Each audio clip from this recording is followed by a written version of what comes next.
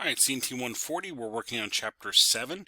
We just got done talking about our equipment rooms and remembering that 568 standard, 569 standard had some guidelines on your equipment room, what's needed, layout, etc. So now we move on to the entrance facility. The entrance facility is where basically your ISP connection, your data connection comes into the building. This might be in the same space as your main data closet. It could actually be a separate room that you're routing that main connection, that connection over to, maybe a backbone link over to your main equipment room. But those could be in the same place. The entrance facility might contain backbone to go over to the closet. And if you remember, we talked about the antenna structure from, bringing your cellular antenna structure into the building to repeat that signaling. That might also be as part of your entrance facility too. So it might not be just your data connection, but other connections like that coming into the building. It's this part of your building that is your entrance facility, this part of your building here. Here's another picture I found that shows, here's your entrance facility coming in your main closet. All your carriers, telecommunication providers shall have their requirements that they need for delivering the service. Location of other utilities, electrical, water, gas, solar, shall be considered in selection of the entrance facility, trying to make sure anything that doesn't belong in the same space is not in the same space. And you might need a service entrance pathway for this, underground burial, maybe aerial connection, tunnel, conduit, etc. for connection to the building. That should be considered for how that connection comes into the building. 568 standard again has standards about entrance facility. As I look at that, it talks about what is needed and so forth. There's more details in there.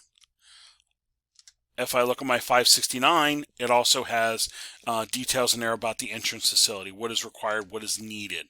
Again, here, sized and so forth. Some other design considerations that come up.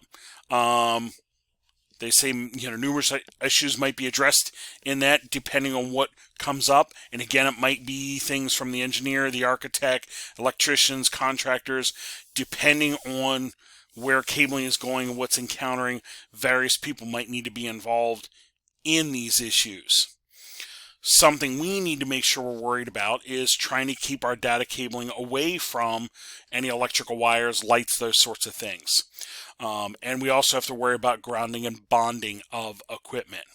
So if I look at my 569 standard, there is actually a section on pathway separation from sources of interference, EMI, electromagnetic interference.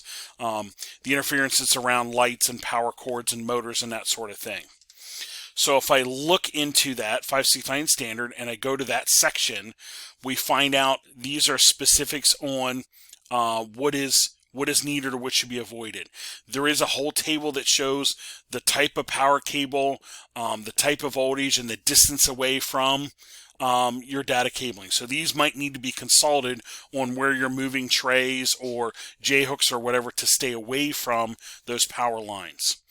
One small thing in here that is handy for us to know is, if you look here, it says no separation is required between telecom and power cables that are crossing at right angles.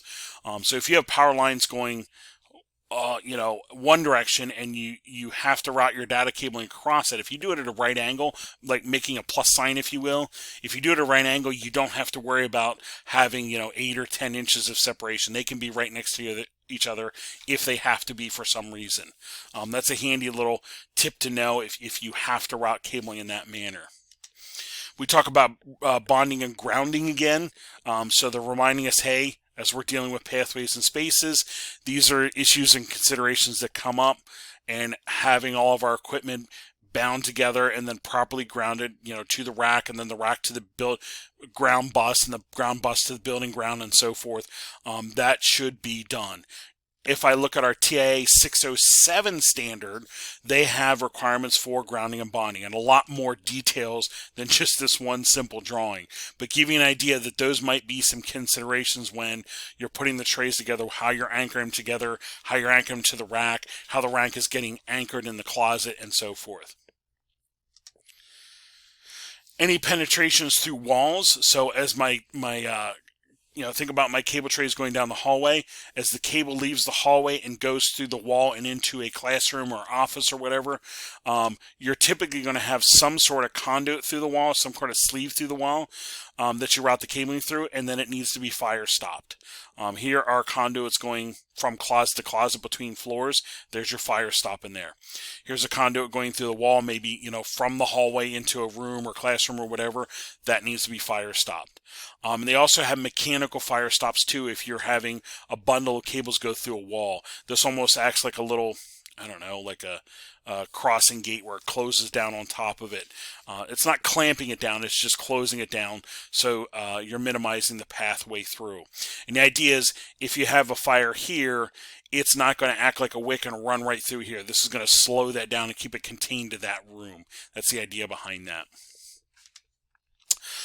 Removing abandoned cabling. As you encounter, as you're installing cabling or preparing for the install, you might need to remove some abandoned cabling in there.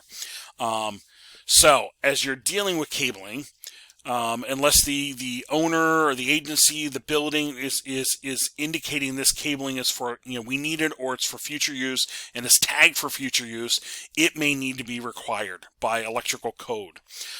So then the contractor will need to pull that out, and that takes time.